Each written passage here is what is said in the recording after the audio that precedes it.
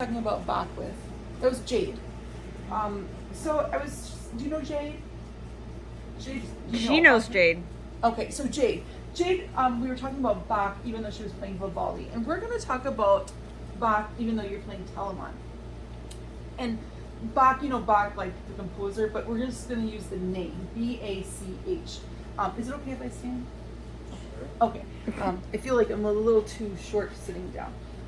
So B-A-C-H, bow speed, B, A is arm weight, contact point for C, and then hair angle. So these are all elements of tone. And you have this, oops, I grabbed the wrong instrument. You have this beautiful viola. And when you're playing, I want to see if we can bring out even more tone, bless you, even more tone from your instrument when you're playing. And let's take it out of the piece for now, and then we're going to put it back in, hopefully by the end of this, into just maybe a few elements from the piece. So let's, do you remember perpetual motion from book one? So let's take perpetual motion. Let's just review it, and then we're going to technicize it. Technicize it? We're going to make it, we're going to mess with it a little bit. So let's just review it, no doubles.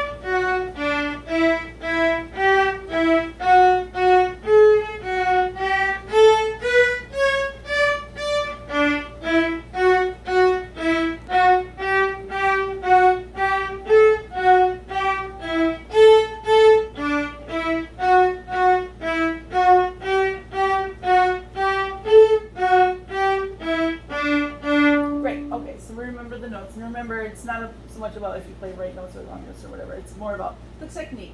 So the bow speed is how fast we move the bow. That's not so much of an issue. The arm weight we're not really talking about, but just have nice, good tone. The contact point we want to have about the highway. Do you know where the highway is? So it's kind of the midpoint between the top of the F bowl and the bridge. So you know where the F bowl is about here, and then the bridge, so the midpoint about there, right? Okay, so the hair angle is really what we want to talk about now. So when you're playing, right now what I'm watching is that your hair angle is going this way towards you, towards your nose. I want to see if we can tilt your hair angle the opposite direction. Have you been told that before? You smile because it's been told. Hair angle. So the hair angle has a lot to do with also the physics and the design of the instrument. Because really when we hold our viola on our body, there's a slight tilt downward, right, from the bridge down towards the scroll, right? You can sort of see, unless we hold our instrument upward, which would really mess with our backs. And the reason why we do that is the tilt of the bow towards our scroll, is because then it's going to help pull the bow towards the bridge, right? And if we do it the opposite way, the bow is going to naturally fall towards the fingerboard. Does that make sense?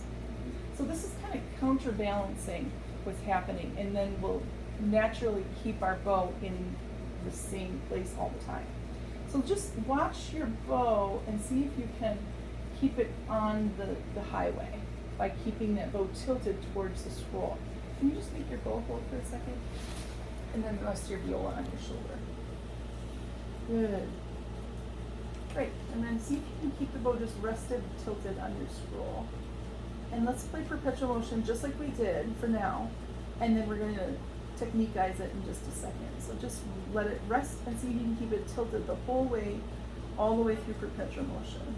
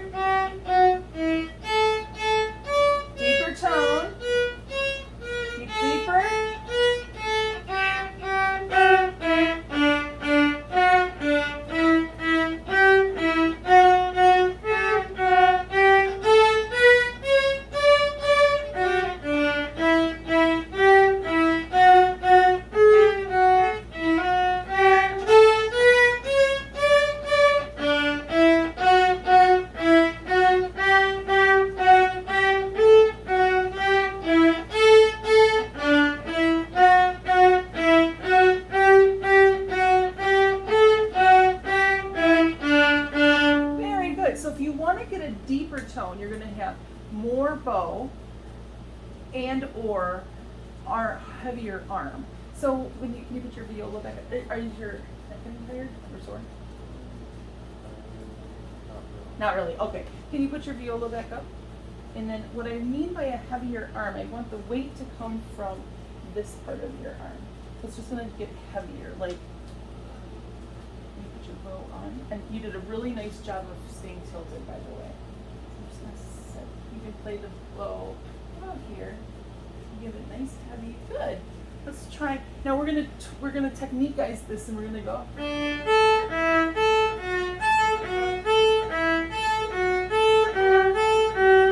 we're gonna have a string crossing in between every single one, but we're gonna use a little bit more bow and a heavier arm. Ready? Go. More bow. More bow.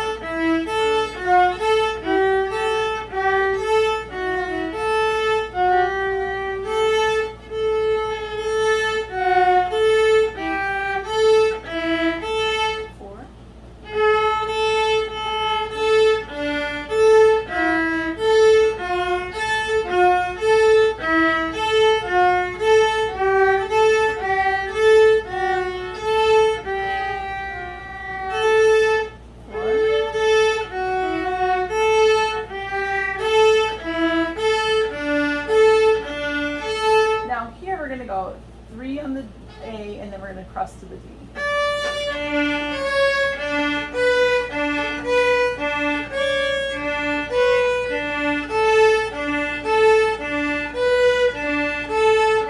Now we're going to do this opposite.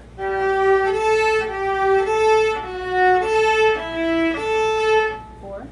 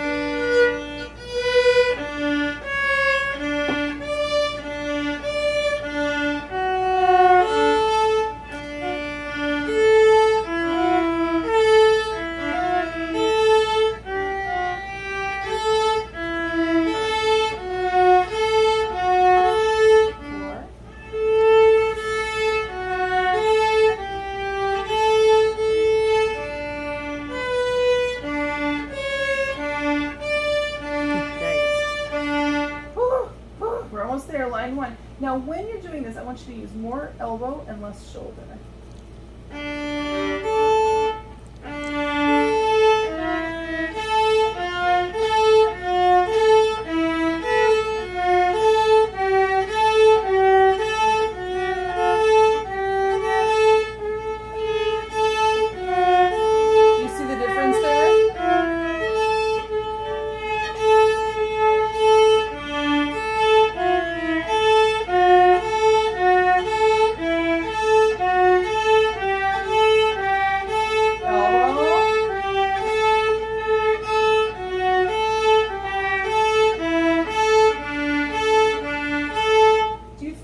When you're doing elbow versus shoulder?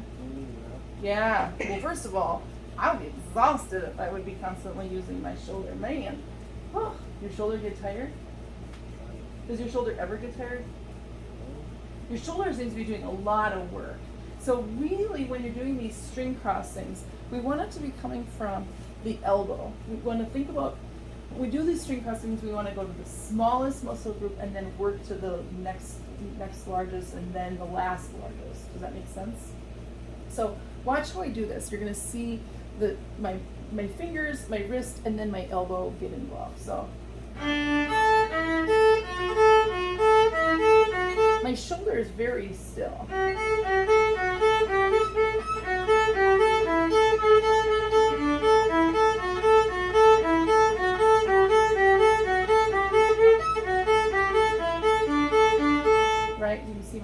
barely does anything. Can you try just the first line by yourself? Like this, noodles. Oh, the first line of this? Just the first line, or perpetual motion, excuse me. String crossings. And see if you can think about the muscle group, your shoulder being very still.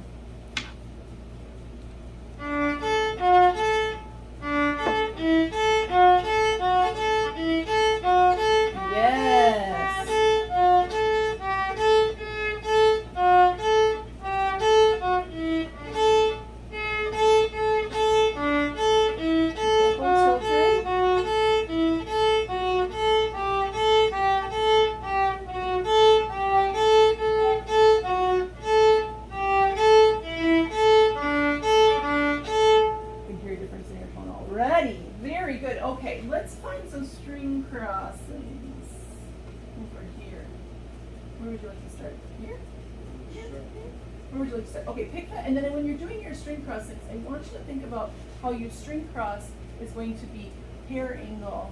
Think about bop. Bop, yeah, okay. So would you like to start here? And thank you for thinking about those rests.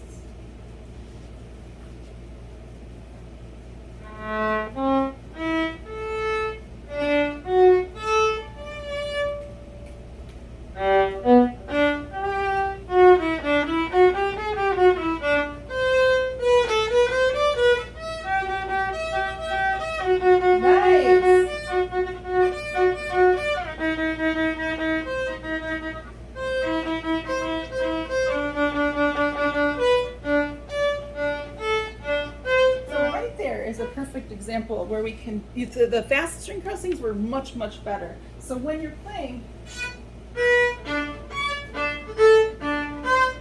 can you use more wrist and less shoulder?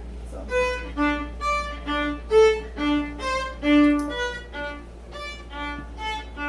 Even on the forte ones too. So. Can you use more bow?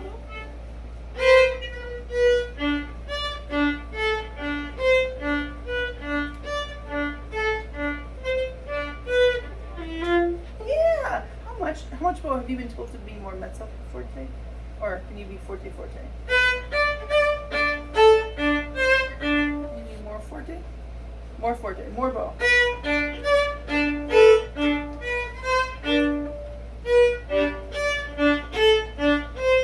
Yes! Yes! That was fantastic! Okay, can you start from here in the piano? That was really nice. Charles, way to go. If you want to start back here, that's cool. Where do you want to start? You pick. 43? Sure. Okay.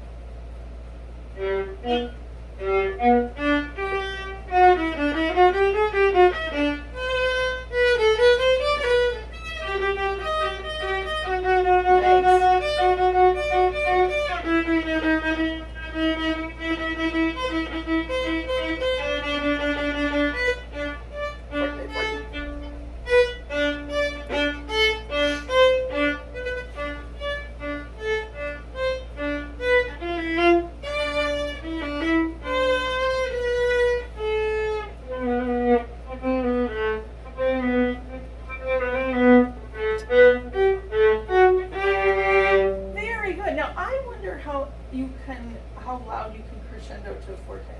So, because it feels like when you're going down here,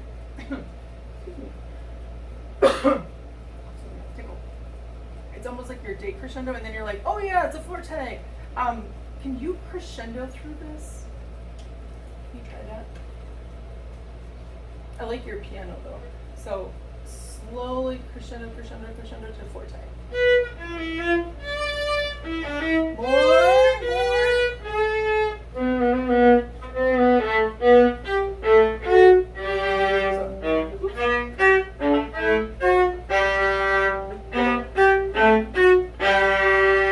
Nice and loud, the most.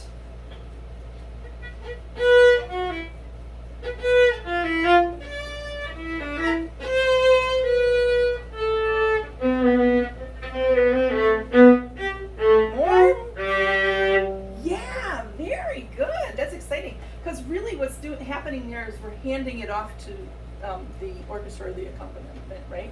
And they're picking it up there. right? And so we want to make sure that they're not all of a sudden surprising the the audience at all, right? So we want to do that. Do you understand what we were talking about with the string crossings? Yeah. And do you hear a difference in your tone by, and do you feel a difference by using the smaller groups versus the larger group? Yeah. Do you hear, okay, so you can feel a difference? Yeah. Okay, and do you hear a difference between this way versus this way? Kind of. Okay, I want you to practice playing. I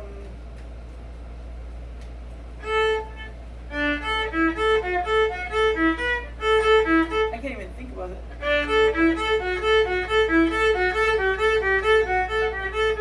Can you practice one phrase with it tilting towards the scroll, and then one phrase tilting towards the bridge?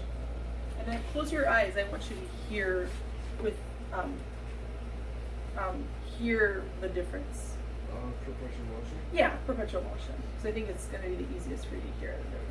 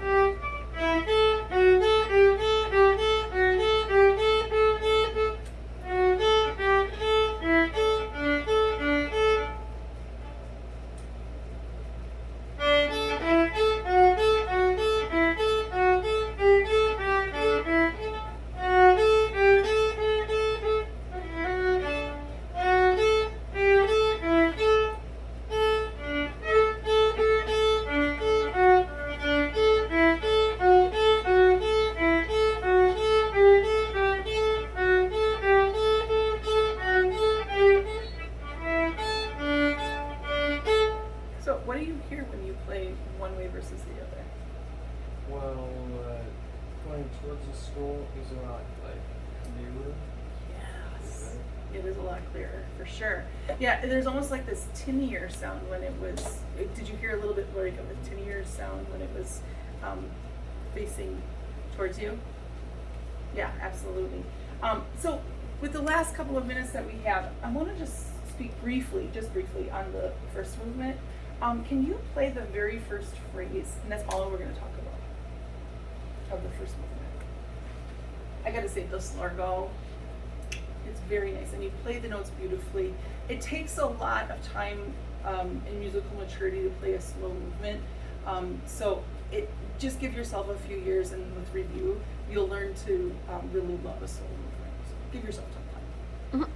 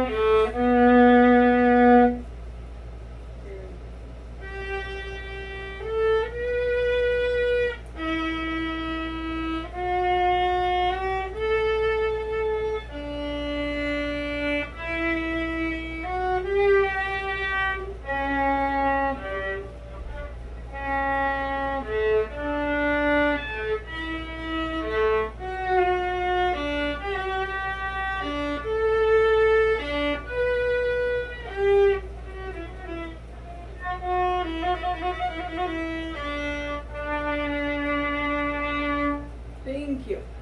So as you're working and as you continue to work on learning to love slower movements and the longer phrases and the directions that they move, think about how your vibrato can change in intensity, but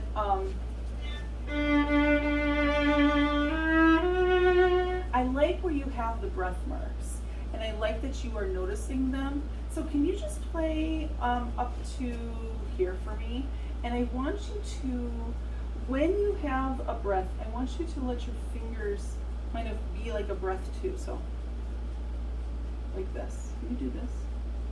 Because you've got nice flexing fingers. So when you come off or when you stop, just let the bow come off too. You're like, what? Let's put it together. I may be extra dramatic.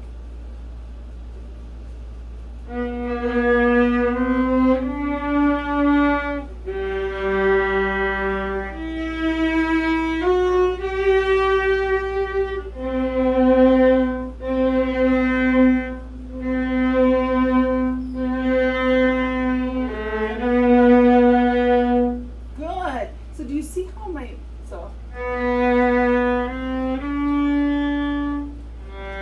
see how watch my bow.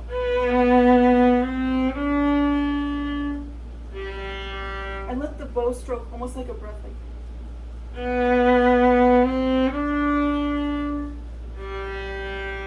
like just the first 4 notes.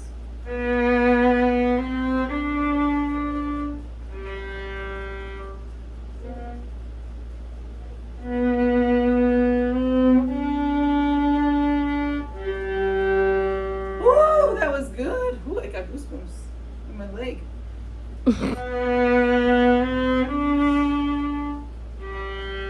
See if we can make my hair stand up on my head.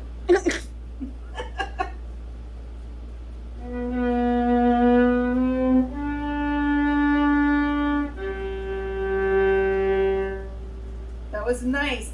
See if you can get those fingers to do that, and then see if you can add vibrato on all of the notes except for the last one, obviously.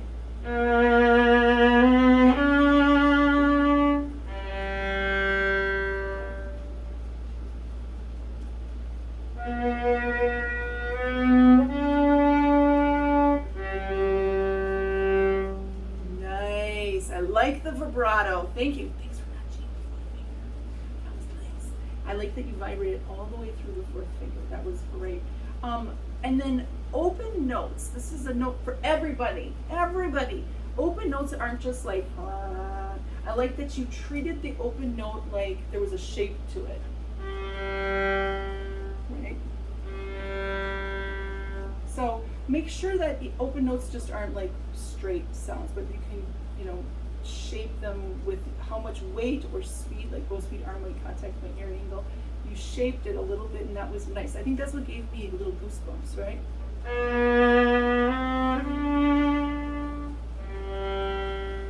That was really cool. You sped up and slowed down your bow. That was really impressive.